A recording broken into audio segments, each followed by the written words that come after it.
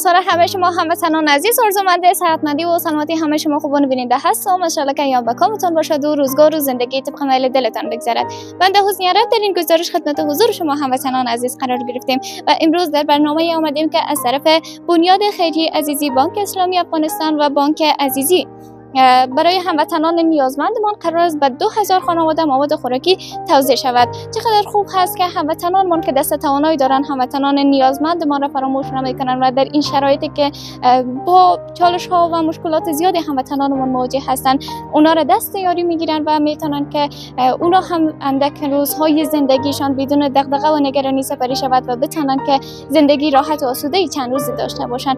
پس در این گزارش با ما همراه باشین، بیشتر صحبت خود جمع داشته باشین. سلام و روز شما بخیر. میشه خود معرفی بکنه؟ سنی هستم، باشنده کابل. بسیار خوب. امروز در برنامه عزیزی بانک آمدین و قبلا شما سروی شده بودین، لیست از شما گرفته شده بود؟ سروی شده بود قبلا، دیگه از طرف شرکت عزیزی بانک آمده. بسیار خوب. قبلا هم از این کمک ها دریافت کرده بودین یا خیر؟ نه خیر. چقدر خوشحال هستین از این که هموطنانمان که دست توانایی دارن شما را هم فراموش نکردن و کمک همراه شما بودن؟ از وطنان خیلی خوش هستیم از بانکداری عزیزی بانک و بنیاد عزیزی بانک و اسلامی بانک خوش هستیم که هموطنان ما را دوست در ماه رمضان مبارک یتیما را دستشان گرفت و میخوایم ازشان در حساب کاروبار و تجارت از حساب تجارت میخوایم که کاروبار به مردم مساعد بسازه و دست مساعدین بگیره. بله، قطعا هموطنانمان که دست توانایی دارند، تجاران کشور، افراد سرمایه‌گذار، ما باید هموطنان نیازمند ما را فراموش نکنند. جوانان ماشاءالله با استعداد خیلی زیاد در وطن داریم و باید از این نیروی کار استفاده شود تا هموطنانمان هیچ کدامشان مشکل اقتصادی نداشته باشند و بتونن که درآمد خوب داشته باشند و ما بریم آهسته آهسته گام بگذاریم رو به افغانستان مترقی پیشرفته و با اقتصاد بالا که هیچ شهروندی از افغانستان دغدغه و نگرانی به خاطر درآمد خود و یا به خاطر خوراک خود نداشته باشد. پس نیاز هست که هموطنان تواناییمان دستیاری بگیرند به هموطنان نیازمندمان. سپاس از اینکه صحبت کردین. سلامت باشید. سلام. نبی کریم صلی الله علیه و آله و سلم تحفظ علیکم. السلام علیکم و رحمت الله و برکاته. درود شریف و اللهم صل و سلم علی محمد النبی الأمی.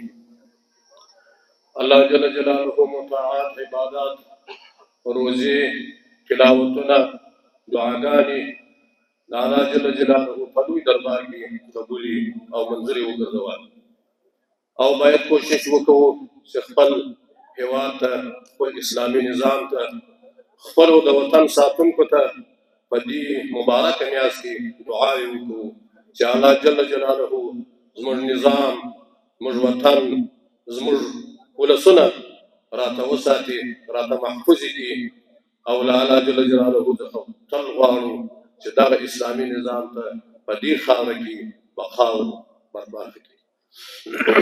یقینا هم عزیزي خیریه بنسټ د افغانستان په ټولو طرفونو کې کار کړی دی، که اقتصادي وي که انکشافي وي، که له خلکو سره یو تبلیغ پېښه شوي وي او که د خلکو د مرستو ضرورت وي. واقعا هم زموږ ټولو ولسونو ته په هر وخت کې لاس ورکړی ده. ورڅخه ډېره مننه کوو.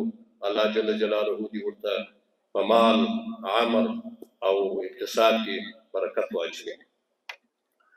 نبی کریم صلی الله علیه وسلم فرمایي خیر الناس من ينفع الناس. خیر د خلکو هغه څوک دی چې خلکو ته ګټه ورسېږي.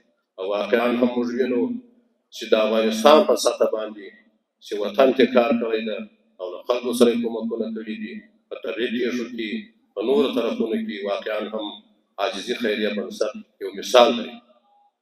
او الله جل جلاله وایي که څوک راتګ په نیکۍ سره وکړي هغه موږ په 10 چنده سره وو، په 80 چنده سره وو، په 200 سره. او الله جل جلاله وایي تر هغه هم ورزیاتوو چې د الله جل جلاله خوښه شي. نو که یو څوک راولاړېږي په دې مبارکه میاشت کې یو خورما چاته ورکړي، شپږ باندې افطار وکړي، روزه په ماته کړي، د هغې څومره ثواب چې دغه سړي د روزي وي هغه ورابل سړي ته هم ورکوي، د یوې خورما کومک چې له چا سره وکړي. او که بیا چیرې یو څوک راولاړ شي چې له هغوی سره قد کومک وکړي په هغوی باندې دوی پیشنمۍ وکړي په هغوی باندې اختیار وکړي په هغوی باندې خپله ګېډه مړه کړي نو د هغوی تاسې اندازه ولګوئ څومره ثوابونه به وي الله جل جلاله دې ورته دغه کومکونه ذریعه سبب د جنت وګرځوي او الله جل جلاله دې موږ افغانان د نورو مشکلاتو څخه خلاص کړي د ټولو تجارو د ټولو شتمنو د ټولو هغو چا سره چې یو څه ورسره دي باید د دې وطن د دې ولس لپاره باید کار وکړي باید زموږ افغانستان نور محتاج نه وي په نورې نړۍ ته باید یو پرمختللی هېواد جوړ شي دا په هغه وخت کې جوړېږي چې موږ تاسې ټول لاس په کار شو کوشش وکړو کومک وکړو او سراسر هغه ونه سپموو که د انتشار په برخه وي که اقتصاد په برخه کې وي که د خلکو سره د لاسنیوي په برخه کې وي واقعا هم جاپانیان وایي که یوه روپۍ مثلا مزدوري وه دوی نیمه روپۍ له حکومت څخه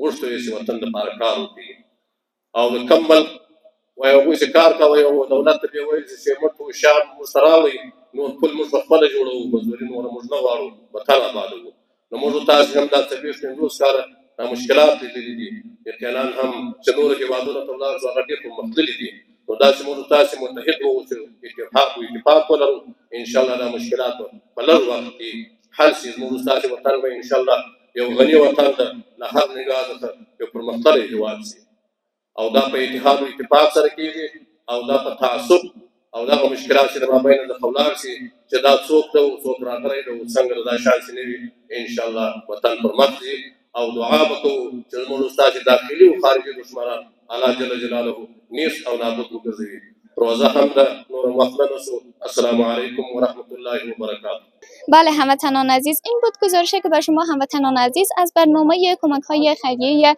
بنیاد خیریه عزیزی بانک اسلامی افغانستان و عزیزی بانک ارائه کردیم. چقدر خوب است که هموطنانمان که دست و توانایی دارند هموطنان نیازمند ما را فراموش نکنند و در این شرایط دشواری که هموطنان ما متاسفانه با مشکلات اقتصادی گوناگون مواجه هستند اونا را دستیاری بگیرند و اونا هم بتوانند که چند روز از زندگی خود را بدون دغدغه و نگرانی سپری بکنند. تا گزارش بعدی بدرود.